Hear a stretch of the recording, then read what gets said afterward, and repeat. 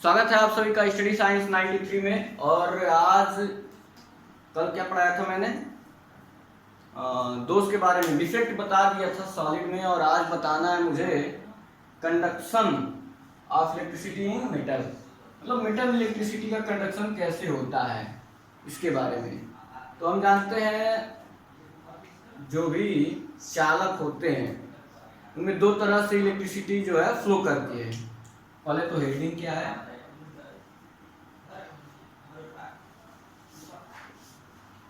धातुओं में चालन, विद्युत का चालन या फिर विद्युत का ही लिख लीजिए। धातुओं में विद्युत का चालन हेडिंग है। अब हम जानते हैं जो भी चालक होते हैं, धातु जो है जो चालक ही होते हैं। धातु क्या है, विद्युत के चालक होते हैं।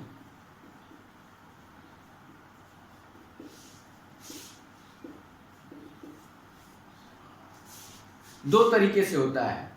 चालक जो होते हैं उनमें इलेक्ट्रिसिटी का जो फ्लो होता है, या जो इलेक्ट्रिसिटी है वो दो तरीके से फ्लो करता है। मेटल में भी कह सकते हैं या फिर चालक में कहें। कौन कौन से तरीके हैं? पहला तरीका ये है कि इलेक्ट्रॉन का फ्लो हो, फ्लो ऑफ इलेक्ट्रॉन की वजह से।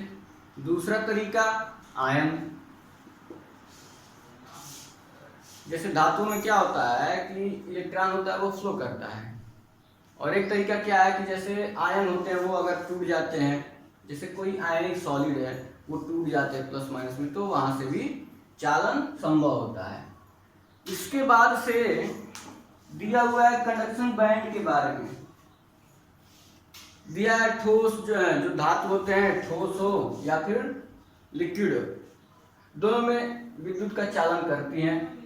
अब होता क्या है, जो बाह्य इलेक्ट्रॉन होते हैं, बाह्य कोश के इलेक्ट्रॉन, कोई भी धातु है तो वो कितना ज्यादा चालक होगा, कितना ज्यादा कंडक्शन दिखाएगा, कितना ज्यादा कंडक्टिव होगा, वो डिपेंड करेगा कि धातु के बाह्य कोश में कितने इलेक्ट्रॉन है, या वैलेंस इलेक्ट्रॉनों की संख्या पे निर्भर करेगा। जैसे सोडियम है, सोडियम में वैलेंस इलेक्ट्रॉन कितना है, 1 है।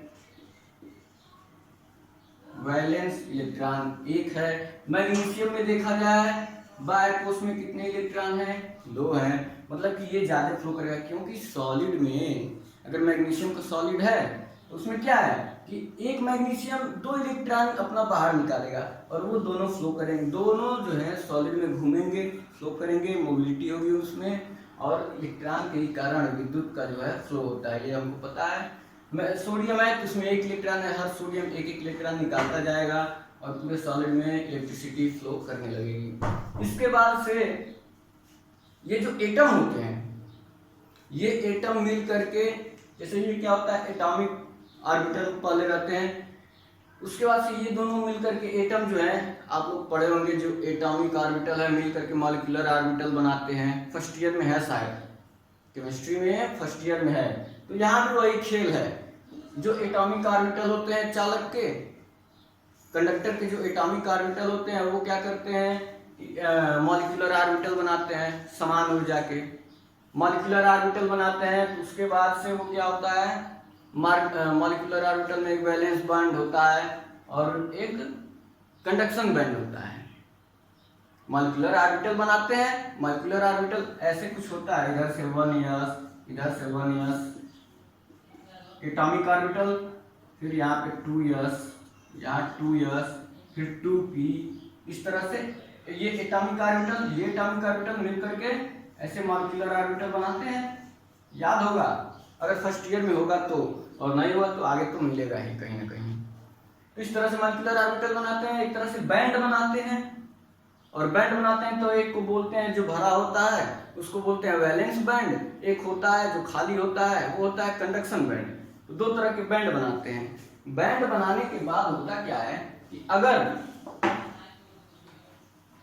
जो वैलेंस बैंड है, जो वैलेंस बैंड का मतलब जिसमें इलेक्ट्रॉन होता है, वैलेंस बैंड का मतलब नाम से लग रहा है वैलेंसी इलेक्ट्रॉन, वैलेंस बैंड, जो वैलेंसी इलेक्ट्रॉन होते हैं। तो अगर वैलेंस बैंड में इलेक्ट्रॉन है और कंडक्शन बैंड, ऐसे बैंड को दिखाया गया है बुक में, ऐसे करके दिखाया गया है। ये मान लेते हैं वैलेंस बैंड है VB, वैलेंस बैंड और कंडक्शन बैंड, इसको मान लेते हैं ये कंडक्शन बैंड है CB। अगर इन दोनों के बीच गैपिंग बहुत कम है या फिर दोनों ओवरलैप कर रहे हैं, अतिव्यापन हो गया, दोनों ओवरलैप कर रहे हैं या फिर गैपिंग बहुत कम है, तो क्या होगा, इसमें से इलेक्ट्रॉन इसमें आसानी से चला जाएगा। अगर ये दोनों बहुत पास पास हो तो चला जाएगा इलेक्ट्रॉन, और जब इसमें गैपिंग कम होगी वैलेंस बैंड से कंडक्शन बैंड में इलेक्ट्रॉन आसानी से आता जाता रहेगा, तो कहेंगे कि ये जो धातु है इसमें ये जो धातु है वो चालक है, क्योंकि वैलेंस बैंड से कंडक्शन बैंड में अपना आराम से इलेक्ट्रॉन जा रहा है, एक जगह से दूसरी जगह आराम से चला जा रहा है, तो हम कहेंगे कि ये क्या है, ये धातु है, या फिर कह सकते हैं ये कंडक्टर है। नॉन कंडक्टर में क्या होता है कि नॉन कंडक्टर में ये जो वैलेंस बैंड है, ये मान लीजिए कंडक्टर ये ओवरलैप भी कर सकते हैं, ओवरलैप कर गए एकदम बहुत ही कम गैपिंग है इन दोनों के बीच, इसको बोलेंगे कंडक्टर है। और ये बैंड वाले थियरी से हम समझेंगे अब कैसे कंडक्टर को डिफाइन करेंगे, कैसे नॉन कंडक्टर को, कैसे इंसुलेटर को, यही आगे है हेडिंग, अगली हेडिंग से यही है। अर्धचालक के बारे में बस दिया है, हम तीनों बता देते हैं। कंडक्टर में क्या होता है, वैलेंस बैंड और कंडक्शन बैंड दोनों बहुत पास पास या फिर ओवरलैपिंग होती है, इन दोनों में आसानी से एक जगह दूसरी जगह इलेक्ट्रॉन चले जाते हैं। नॉन कंडक्टर में क्या होता है, नॉन कंडक्टर मतलब अचालक, ये है कंडक्शन बैंड, खाली वाला बैंड, और वैलेंस बैंड होता है कहीं यहाँ, ये है वैलेंस बैंड। इनके बीच की जो गैपिंग है ये इतनी ज्यादा होती है कि इसमें से इलेक्ट्रॉन एक्साइट होकर के इसमें जा ही नहीं पाते हैं। जो रिक्त वाला है बैंड, रिक्त बैंड, इसमें जा ही नहीं पाते हैं वैलेंस बैंड से, संयोजी बैंड से, संयोजी बैंड से जा ही नहीं पाते हैं। इसमें जब इलेक्ट्रॉन एक जगह से दूसरे वाले बैंड में जा नहीं पाएंगे तो इलेक्ट्रिसिटी की फ्लो होती नहीं है, इसलिए इसको बोलते हैं नॉन कंडक्टर। आज ये चैप्टर खत्म हो जाएगा इस लेक्चर में। इसके बाद से तीसरा जो है, अभी हमें थोड़ा सा इसके बारे में आगे पढ़ना भी है, आगे क्या है इतना ही पढ़ना है जितना मैं बता रहा हूँ। इसके बाद से एक और आता है, नॉन कंडक्टर को इंसुलेटर भी बोलते हैं, एक और आता है सेमीकंडक्टर। सेमीकंडक्टर में क्या होता है, सेमीकंडक्टर वाला जो केस है थोड़ा सा कॉम्प्लिकेटेड है। ये होता है वैलेंस बैंड जो भरा हुआ है इलेक्ट्रॉन से, और ये है कंडक्शन बैंड जो खाली है। अब इनके बीच गैपिंग इतनी होती है कि बड़ी मुश्किल से एक आध इलेक्ट्रॉन जिसकी एनर्जी बहुत ज्यादा है वो यहाँ कूद जाता है, इसमें बड़ी मुश्किल से एक आध इलेक्ट्रॉन कूद जाता है, या फिर नहीं भी कूद पाता है तो एक दो इलेक्ट्रॉन कूद जाता है, मतलब थोड़ा बहुत चालकता शो करता है, थोड़ा बहुत। या फिर कहें कि ताप बढ़ा दें, हम टेम्परेचर बढ़ा दें, टेम्परेचर बढ़ाने में क्या होगा, इलेक्ट्रॉनों के बीच हलचल मचेगी, हलचल मचेगी मतलब एनर्जी बढ़ेगी, एनर्जी बढ़ेगी तो और कूदेंगे, तो जो इलेक्ट्रॉन कूद करके एक दो यहाँ तक पहुँचते थे बाकी यहीं से वापस आ जाते थे, उनमें जब एनर्जी बढ़ाएंगे, टेम्परेचर देंगे तो एनर्जी बढ़ेगी, तो वो क्या होगा, कुछ इलेक्ट्रॉन और यहाँ पहुँच जाएंगे, मतलब कि एक आध इलेक्ट्रॉन जो पहुँच रहे थे दो चार इलेक्ट्रॉन पहुँचेंगे और थोड़ी बहुत इलेक्ट्रिसिटी का फ्लो होने लगेगा। मतलब कंडक्टर की तरह भी नहीं कि खूब इलेक्ट्रिसिटी फ्लो हो, और इसकी भी तरह नहीं कि एकदम इलेक्ट्रिसिटी फ्लो ना हो, दोनों के बीच का कंडीशन, थोड़ा बहुत इलेक्ट्रिसिटी फ्लो होने लगे तो उसको कहेंगे कि हाँ वो सेमीकंडक्टर है। तो ये जो केस है ये केस सेमीकंडक्टर का केस है। ये क्या हो गया, सेमीकंडक्टर। टेम्परेचर बढ़ाने से जो चालकता है, कंडक्टिविटी इसकी क्या होगी, बढ़ेगी। क्यों बढ़ेगी, क्योंकि एनर्जी बढ़ेगी इलेक्ट्रॉनों की, और इलेक्ट्रॉन की एनर्जी बढ़ेगी तो वो वैलेंस बैंड से कंडक्शन बैंड में कूदना शुरू कर देंगे, मतलब जाना शुरू कर देंगे और इलेक्ट्रिसिटी फ्लो होने लगेगी। ये हो गया 3। इसके बाद दिया है, इसके बारे में थोड़ा सा डीप नॉलेज दिया हुआ है बुक में, थोड़ा सा ज्यादा दिया हुआ है। क्या दिया है देख लेते हैं वो भी। कहा है कि जो जर्मेनियम और सिलिकॉन होते हैं, एग्जाम्पल दिया है और फिर उसके बारे में थोड़ा सा और। जो जर्मेनियम और सिलिकॉन कुल मिला जुला के जो 14 ग्रुप के होते हैं पीरियोडिक टेबल में, 14 ग्रुप के जो एलिमेंट होते हैं उसके जो जर्मेनियम और सिलिकॉन है, 14 ग्रुप में ये है जर्मेनियम और सिलिकॉन, ये दोनों क्या है वो शो करते हैं इंट्रिंसिक सेमीकंडक्टर की तरह अपना व्यवहार। मतलब कि ये जो बता रहा हूँ उसी तरह शो करते हैं ये अपने बिहेवियर। इंट्रिंसिक सेमीकंडक्टर बोला जाता है। नेज बोला जाता है क्या हिंदी में? नेज अर्धचालक बोलते हैं। इंट्रिंसिक सेमीकंडक्टर की तरह ये बिहेव अपना करते हैं और इसकी कंडक्टिविटी या फिर इसमें फ्लो होने की इलेक्ट्रिसिटी फ्लो होने की जो रेट है वो अभी तो फिलहाल कम रहेगा, अभी तो सेमीकंडक्टर है कम है, लेकिन इसको बढ़ा भी सकते हैं। कैसे बढ़ा सकते हैं? दो तरीके से बढ़ा सकते हैं इसकी इलेक्ट्रिसिटी फ्लो होने की जो रेट है।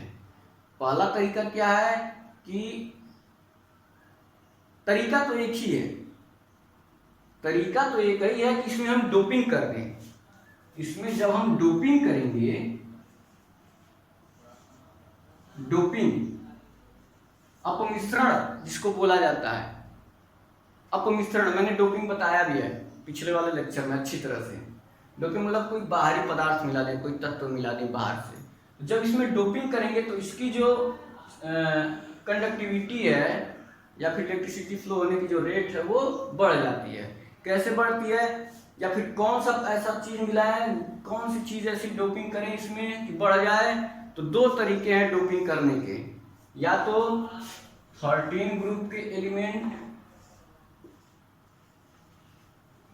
13 ग्रुप के एलिमेंट को मिला दिया जाए, या फिर डोपिंग करने के लिए 15 ग्रुप के एलिमेंट को मिला दिया जाए। या तो 13वें वाले को, 13वें वाले में क्या आता है? ये वाला आता है, ये तो एल्यूमिनियम या फिर गैलियम मिला दिया जाए। या फिर 15वें वाले में क्या आता है? फास्फोरस, आर्सेनिक, ये आते हैं। या फिर इनको मिला दिया जाए, या तो इसको मिला दिया जाए या तो इसको मिला दिया जाए।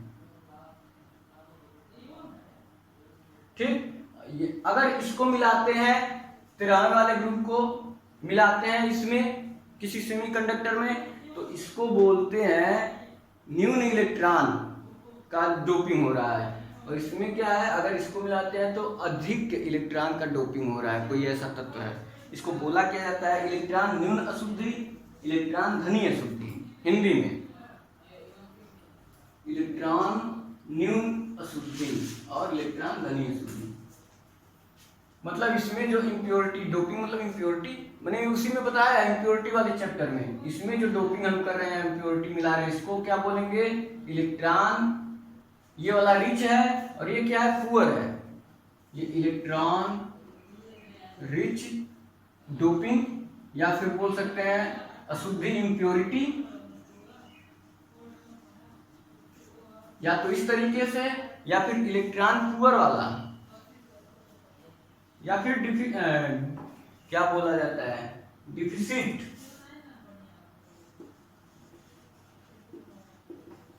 इम्प्योरिटी। दो तरीके से। अब कैसे हम बोल रहे हैं इलेक्ट्रॉन रिच या कैसे बोल रहे हैं इलेक्ट्रॉन डिफिसिट? होता क्या है, इसके बाह्य कोश में कितने इलेक्ट्रॉन होते हैं? 4 इलेक्ट्रॉन। इसके बाह्य कोश में 4 इलेक्ट्रॉन होते हैं। इसके बाह्य कोश में 3 इलेक्ट्रॉन होते हैं। इसके बाह्य कोश में 5 इलेक्ट्रॉन। मतलब ये इससे कम है इसलिए डिफिसिट, और ये अधिक है इसलिए ये रिच। अब इसको देखते हैं कैसे होता है, प्रोसेस क्या होता है। बहुत ही आसान है।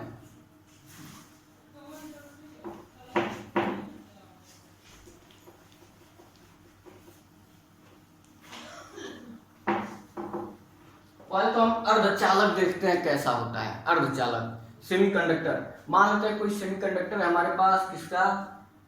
ये जर्मेनियम का। जर्मेनियम का कोई भी ले सकते हैं, जर्मेनियम, सिलिकॉन, चाहे जो भी। मान लीजिए ऐसे जर्मेनियम का सेमीकंडक्टर है हमारे पास इस तरह से।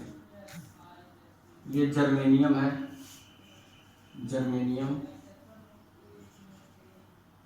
दिख रहा है साहब, थोड़ा सा व्हाइट बोर्ड गड़बड़ है। जी इस तरह से पूरा जर्मेनियम है। सब जर्मेनियम के बाद उसमें कितने इलेक्ट्रॉन? कार्बन वाला है 14, मतलब 4 इलेक्ट्रॉन, सब में 4 इलेक्ट्रॉन होगा। 1 2 3 4, 1 2 3 4 इस तरह से, या फिर इसको इसी तरह लिख लेते हैं। ये भी इस तरह से,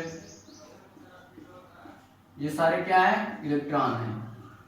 ध्यान से देखिएगा, बहुत आसान है, इसी समझ में आ जाएगा। 4 इलेक्ट्रॉन है, चारों कोनों पे लगा देते हैं।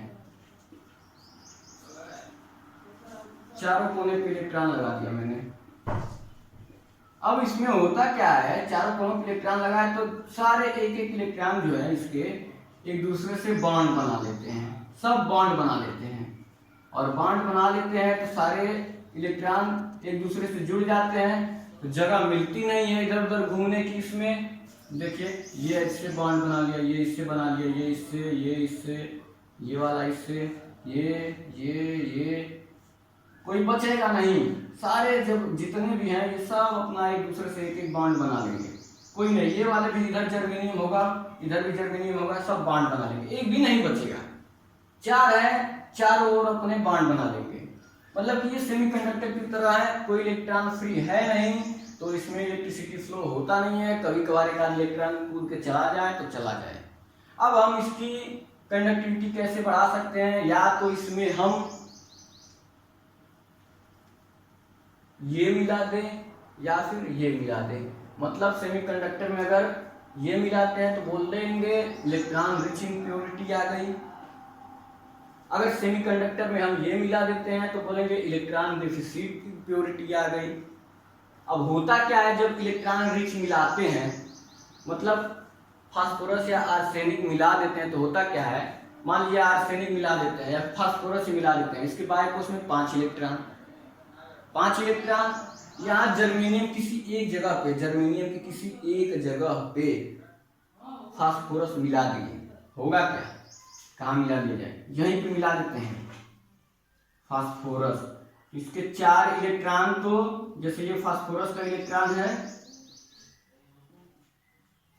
4 इलेक्ट्रॉन तो बॉन्ड बना लिए, 5वां लटक गया बीच में, किसी से बॉन्ड बनाने के लिए उसको जगह ही नहीं है, तो वो क्या करेगा? वो तो इसमें घूमेगा इधर उधर। इसी तरह से 2-4 और इम्प्योरिटी फास्फोरस का मिलाएंगे, 2-4 और इलेक्ट्रॉन फ्री होंगे। तो ये जो फ्री इलेक्ट्रॉन है वो क्या करेंगे?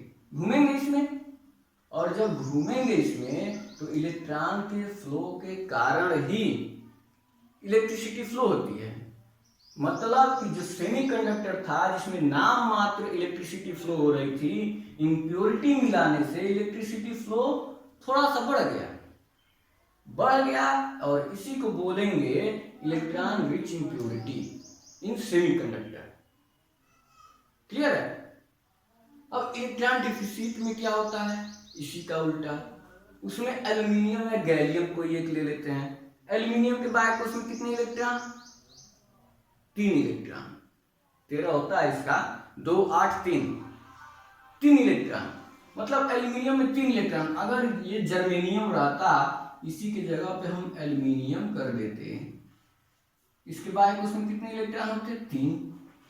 तो 3 इलेक्ट्रॉन होता, तो ये 3 तो बॉन्ड बना लेता, लेकिन ये वाला बॉन्ड नहीं बना पाता और ये वाला बॉन्ड नहीं बना पाता। मतलब कि यहाँ पे गैप है, बॉन्ड नहीं बना पाता, तो ये इलेक्ट्रॉन तुरंत यहाँ ट्रांसफर हो जाता, और यहाँ ट्रांसफर होता तो यहाँ पे एक होल बन जाता।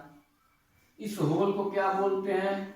या तो होल ही बोले या फिर बोलते हैं कोटर, कोटर भी बोलते हैं इसको। मतलब कि कोटर बन गया। अब होता क्या है, ये इलेक्ट्रॉन फिर यहाँ चला, ये इलेक्ट्रॉन यहाँ आ जाता है, यहाँ होल बन जाता है, ये फिर यहाँ वाला इलेक्ट्रॉन यहाँ आता है, यहाँ होल बन जाता है। इस तरह से इलेक्ट्रॉन होल में आता जाता है और होल इलेक्ट्रॉन के विपरीत दिशा में होल घूमता रहता है। मतलब कि जो होल है या फिर कोटर है उसकी वजह से अब इलेक्ट्रिसिटी फ्लो होने लगती है, क्योंकि होल जहां जहां जा रहा है वहां से इलेक्ट्रॉन हट जा रहा है, तो इलेक्ट्रॉन फ्लो हो रहा है इसका मतलब इसमें, और इलेक्ट्रॉन फ्लो हो रहा है या फिर हम कहें कि जो कोटर है वो फ्लो कर रहे हैं, जिसकी वजह से इसमें इलेक्ट्रिसिटी फ्लो होनी थोड़ी सी शुरू हो जाती है। तो इसको बोलते हैं इलेक्ट्रॉन डिफिसिट इम्प्योरिटी इन सेमीकंडक्टर। क्लियर है? या फिर इसको बोलते हैं एक और तरीका, जो इलेक्ट्रॉन रिच है उसको एन टाइप भी बोलते हैं। इलेक्ट्रॉन को जैसे हम क्या बोलते हैं, इलेक्ट्रॉन को एन से डिनोट करते हैं और जो प्रोटॉन होते हैं पी से डिनोट करते हैं। अगर दिमाग में ये रखें, प्रोटॉन पॉजिटिव होता है, इलेक्ट्रॉन निगेटिव, तो एन जो है जहां पे इलेक्ट्रॉन अधिक होगा उसको एन टाइप, जहां पे इलेक्ट्रॉन कम होगा मतलब पॉजिटिव होल आ जाएंगे, कोटर आ जाएंगे, पॉजिटिव कोटर होल, उसको क्या बोलेंगे, पी टाइप। तो एक और चीज जान लीजिए, इसको बोलते हैं पी टाइप सेमीकंडक्टर, इसको क्या बोलते हैं, एन टाइप सेमीकंडक्टर। क्लियर है? इतना चीज हो गया, या तो इलेक्ट्रॉन रिच इम्प्योरिटी मिलाएंगे तो एन टाइप सेमीकंडक्टर बनेगा, इलेक्ट्रॉन डिफिसिट इम्प्योरिटी मिलाएंगे तो पी टाइप सेमीकंडक्टर बनेगा। क्लियर है? इसके बाद से दिया application of N type and P type semiconductor.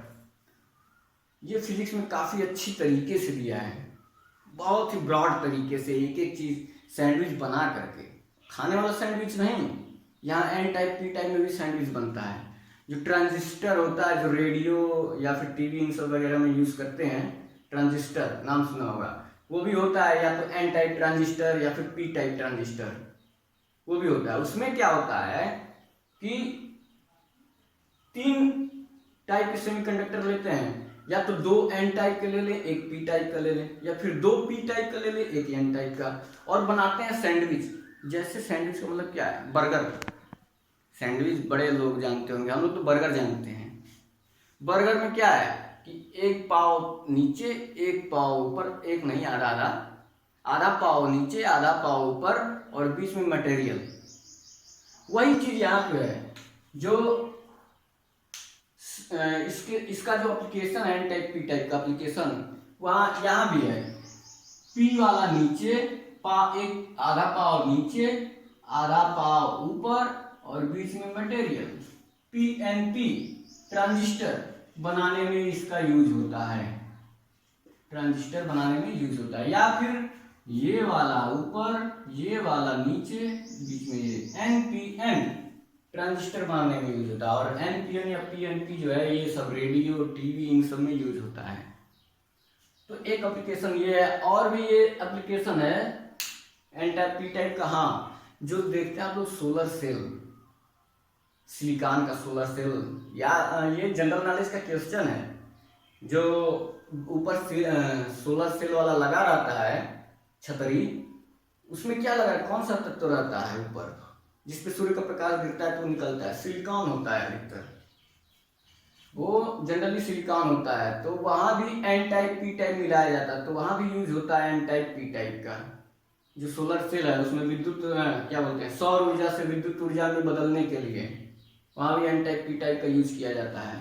तो ये सारे एप्लीकेशन है, पढ़ लीजिएगा बस। इसके बाद से मैं चलता हूँ मैग्नेटिक प्रॉपर्टी, चुंबकीय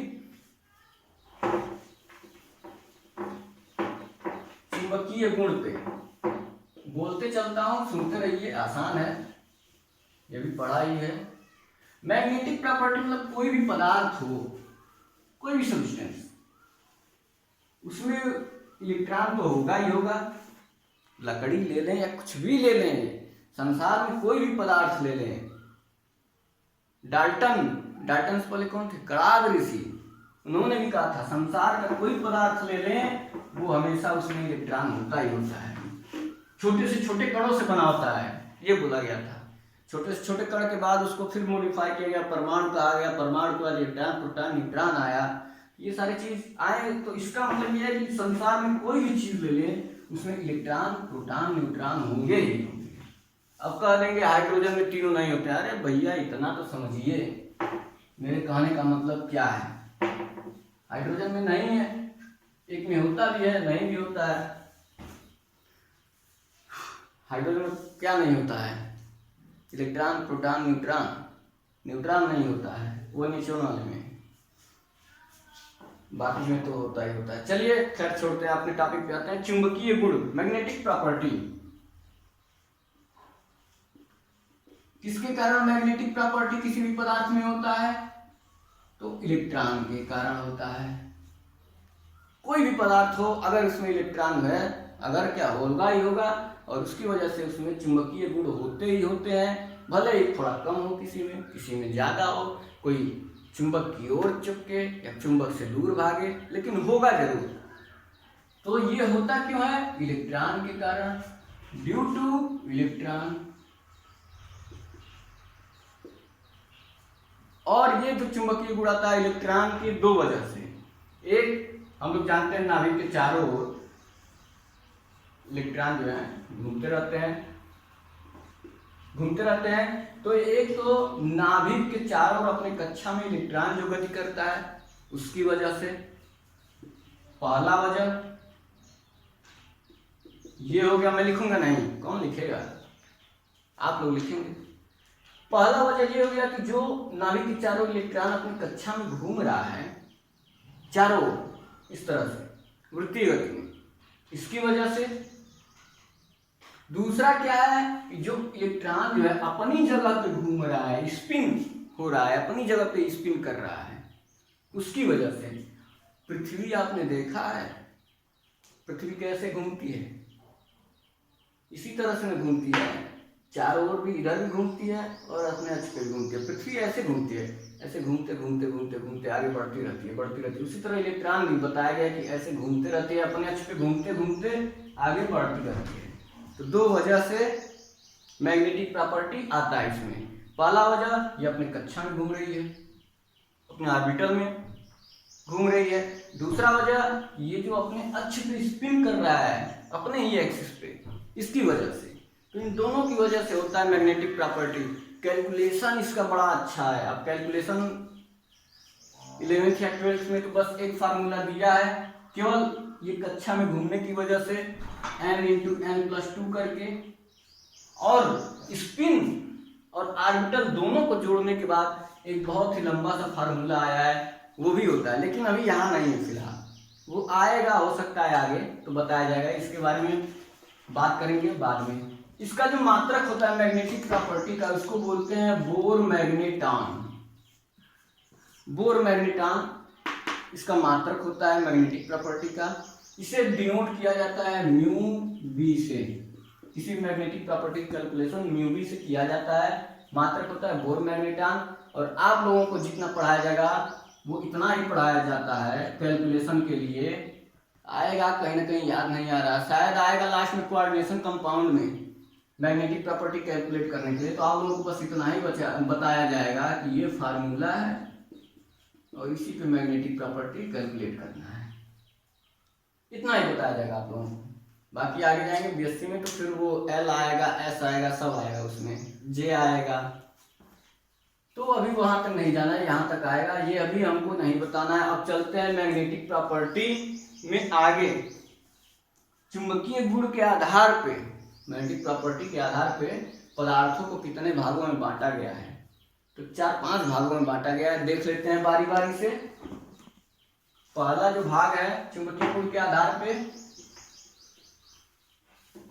इतना समझ में आया कि नहीं? कोई भी पदार्थ है उसमें मैग्नेटिक प्रॉपर्टी दो वजह से होता है। एक होता है इलेक्ट्रॉन का अपने ऑर्बिटल में घूमना, दूसरा अपने एक्सिस के थ्रू स्पिन करना, दोनों की वजह से। उसके बाद बोर मैग्नेटॉन होता है, ये मात्रा म्यू से डिनोट करते हैं। उसके बाद सब कितने भागों में बांटा गया है, उसका पहला भाग क्या है, जल्दी जल्दी खत्म कर रहा हूँ, क्लास बड़ा हो रहा है और लास्ट अंतिम चल रहा है एकदम।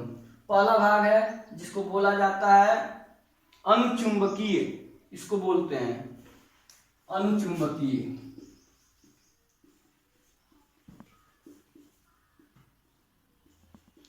पहला क्लासिफिकेशन क्या बोलते हैं इसको, पैरामैग्नेटिज्म।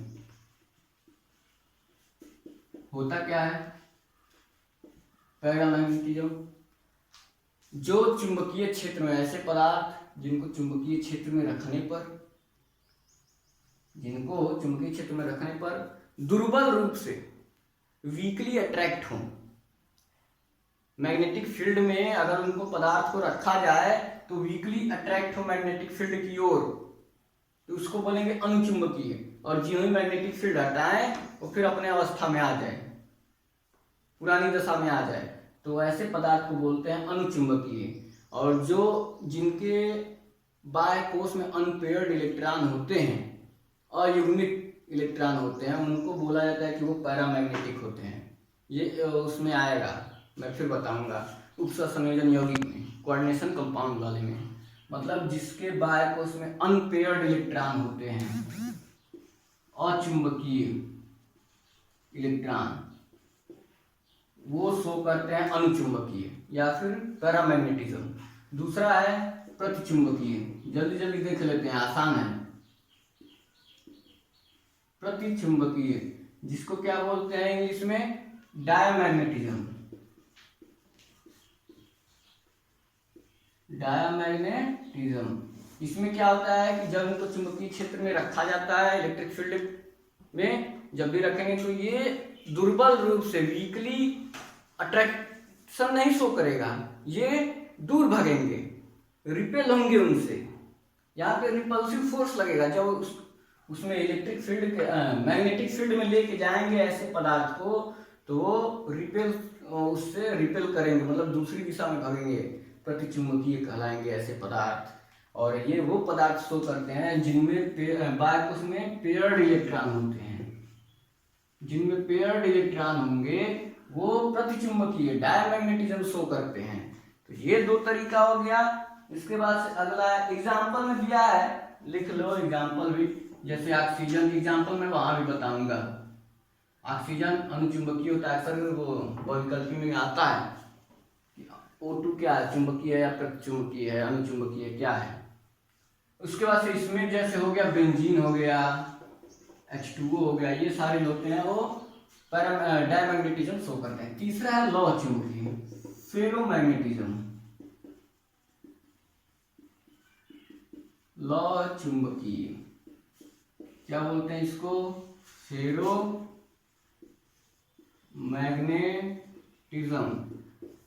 मतलब ये है लौह चुंबकीय का।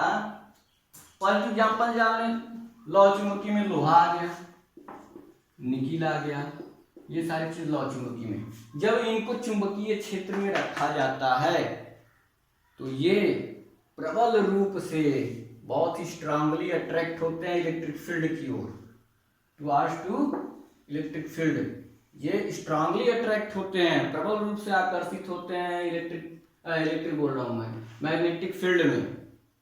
ऐसे पदार्थ को बोलते हैं लौह चुंबकीय। और जब ये हटा देते हैं मैग्नेटिक फील्ड, अब तक क्या था कि फिर वो पुराने पोजीशन में आ जाते थे, लेकिन इसमें क्या है, वो पुराने पोजीशन में नहीं आएंगे, हटाने के बाद भी वो चुंबकीय गुण प्रदर्शित करेंगे और मैग्नेटिक फील्ड की ओर या फिर चुंबक बन जाएंगे, एक तरह से कहा जाए। देखते हैं हम लोग चुंबक, कृत्रिम चुंबक बनाया जाता है। कृत्रिम चुंबक, दो तरह के चुंबक होते हैं, एक प्राकृतिक एक कृत्रिम होता है। कृत्रिम चुंबक कैसे बनाया जाता है, जैसे लोहा हो गया, निकिल हो गया, ये सारी चीजें रहती हैं और उनको चुंबक के साथ रख दिया जाता है। कुछ स्ट्रांग चुंबक के साथ रख देंगे, कुछ दिनों के बाद उसको चुंबक को हटाएंगे तो जो रखा रहेगा लोहा या निकिल वो भी चुंबक की तरफ फिर कार्य करने लगता है, मतलब कि उसमें चुंबकीय गुण फिर आ जाता है। तो ये सारे चीज, ये सारे एग्जाम्पल जो है वो लौह चुंबकीय में आते हैं। और ये जो एग्जाम्पल मैं बता रहा हूँ चुंबक बनाने का जो है वो लौह चुंबकीय पदार्थ होते हैं जिसे चुंबक बनाया जाता है। ये फिर एक बार चुंबकित कर दिए तो हमेशा के लिए चुंबकित हो जाएंगे। ठीक, इसके बाद से चौथा जो है, चौथा मेरे ख्याल से प्रतिलौह चुंबकीय होगा।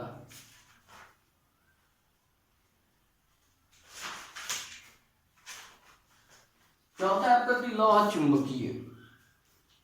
एक चीज और डोमेन बना के दिखाया गया किताब में। अभी मैं ऐसे बता करके चला गया तो आप लोग कहेंगे डोमेन वोमेन पता नहीं क्या दिया हुआ है, उसको बता दीजिए। डोमेन का मतलब ये है कि मान लीजिए पहले इस तरह से कोई डोमेन है, यहाँ कहीं मैं साइड में बनाता हूँ, ऐसे कोई डोमेन, डोमेन मतलब कर सकते हैं एरिया जो चुंबक को शो कर रहा है उसकी प्रॉपर्टी को। ऐसा कोई डोमेन है, मान लीजिए ये वाला डोमेन है। पहले चुंबक क्या था, पहले पदार्थ लोहा हो, निकिल हो, मैं इसका समझा रहा हूँ लौह चुंबकीय का। चाहे इधर था, इस तरह से चारों ओर किसी भी तरह वो अपना अभिविन्यासित था, ओरिएंटेशन उसका किसी भी तरह था। लेकिन जो ही चुंबकीय क्षेत्र में लेके गए सबका ओरिएंटेशन सेम हो गया, सबका ओरिएंटेशन सेम हो गया, सारे एक दिशा में अभिविन्यासित हो गए। जिधर इलेक्ट्रिक फील्ड था, इधर इलेक्ट्रिक फील्ड था, तो सब इसी दिशा में अभिविन्यासित हो गए। और जब हटा दिए तो इसका मतलब ये नहीं फिर ये जैसे थे इधर उधर हो जाएंगे, नहीं, ऐसे ही रह गए। तो इसको बोलेंगे लौह चुंबकीय। अगला जो दिया हुआ है प्रतिलौह चुंबकीय।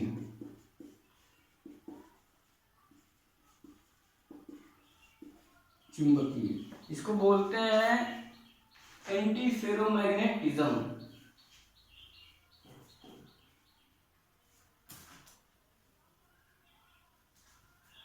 Anti ferromagnetism.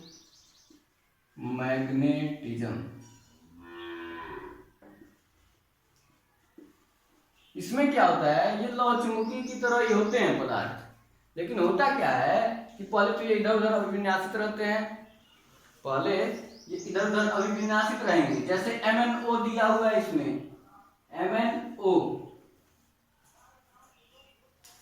ये एक दूसरे के विपरीत अभिविन्यासित होते हैं, इधर एक तो इधर एक। एग्जाम्पल दिया हुआ है MnO, एक दूसरे के विपरीत। और जो टोटल रिजल्टेंट जो मैग्नेटिक फील्ड मतलब मैग्नेटिक प्रॉपर्टी जो रिजल्टेंट होगी वो एक दूसरे से कैंसिल हो जाएंगी। इसमें प्रतिलौह चुंबकीय में इसमें जो मैग्नेटिक प्रॉपर्टी होगी या फिर म्यू बी जो होगा वो एक दूसरे से कैंसिल हो जाएंगे, जीरो आ जाएगा प्रतिलौह चुंबकीय में। इसके बाद से एक और है, लास्ट है, जिसका नाम है फेरोमैग्नेटिज्म, नहीं फेरीमैग्नेटिज्म, फेरी चुंबकीय, फेरो नहीं है, फेरी मैग्नेटिज्म लास्ट है। फेरी चुंबकीय इसको इंग्लिश में भी बोलते हैं। इसमें क्या होता है कि जो डोमेन होते हैं इसके, एक अगर सीधा है, दो अगर सीधा है तो एक उल्टा, फिर दो अगर सीधा है, इस तरह से मान लेते हैं ये डोमेन है, ये डोमेन, तो एक उल्टा है। इस तरह से समांतर प्रति समांतर एक दूसरे के होते हैं। और जो टोटल होता है रिजल्टेंट, टोटल क्या होगा, एक तो एक से कैंसिल हो जाएगा, एक वाला एक से कैंसिल हो जाएगा, लेकिन दुर्बल रूप से थोड़े बहुत आकर्षित होंगे चुंबकीय क्षेत्र में रखने पर, जो ये होते हैं फेरीमैग्नेटिज्म, दुर्बल रूप से वीकली अट्रैक्टिव होते हैं चुंबकीय क्षेत्र में। बता दिया मैंने पांचों टाइप्स। पहला टाइप क्या था, चुंबकीय अनपेयर्ड इलेक्ट्रॉन जो होते थे, मतलब वीकली अट्रैक्टिव होते इलेक्ट्रिक मैग्नेटिक फील्ड में। दूसरा प्रतिचुंबकीय डायमैग्नेटिक, जिसमें पेयर्ड इलेक्ट्रॉन होते थे, वीकली रिपेल करते थे मैग्नेटिक फील्ड से। लौह चुंबकीय एक बार चुंबकित हो गए मैग्नेटिक फील्ड में तो वो फिर चुंबक की तरह कार्य करने लगते थे, ये वाला। प्रतिलौह चुंबकीय मतलब क्या है कि एक का ऊपर एक का नीचे, दोनों जो इफेक्ट होते हैं कैंसिल आउट हो जाते हैं। प्रतिलौह चुंबकीय लोहे के ही समान होते हैं, लौह चुंबकीय के समान, लेकिन इनका जो रिजल्टेंट होता है वो जीरो होता है। फेरीमैग्नेटिज्म मतलब फेरी चुंबकीय में क्या होता है कि समांतर प्रति समांतर होते हैं, इनके जो डोमेन होते हैं, दो ऊपर तो एक नीचे, दो ऊपर एक नीचे, कुछ कुछ तो कैंसिल आउट हो जाते हैं इनके जो मैग्नेटिक फील्ड होते हैं, लेकिन कुछ जो होते हैं बच जाते हैं, तो वो दुर्बल रूप से मैग्नेटिक फील्ड में आकर्षित होते हैं, अट्रैक्टिव होते हैं, दुर्बल रूप से अट्रैक्टिव होते हैं। तो ये हो गया फेरीमैग्नेटिज्म। और ये चैप्टर आज खत्म हो चुका है, कुछ भी बचा नहीं है, एकदम पानी की तरह एक एक कंसेप्ट मैंने समझा दिया है। और ये भी नहीं कि रटने वाली चीज मैंने बताई है, अपना जो भी दैनिक जीवन है उसके हिसाब से मैंने बताने की कोशिश की है। और जो भी पहले लेक्चर से देखा होगा, मुझे यकीन है कि पूरे चैप्टर में कोई भी ऐसी चीज नहीं है या कोई ऐसा कंसेप्ट नहीं है जो किसी भी जो आज तक केमिस्ट्री पढ़ा हो न पढ़ा हो, लेकिन पहले लेक्चर से अगर वो देखा है तो कोई ऐसा कंसेप्ट नहीं है जो उसे समझ में ना आया हो। और नहीं अगर आया है तो कमेंट बॉक्स नीचे है, मोबाइल आपके पास है, अधिकार है आपको कि आप कमेंट करिए कौन सा चीज नहीं समझ में आया है। मैं खुद वीडियो वो देखूंगा और देखता हूँ आखिर क्यों समझ में नहीं आया है। तो आज के लिए इतना ही, फिर अगले चैप्टर से शुरू होगा अगला लेक्चर। धन्यवाद।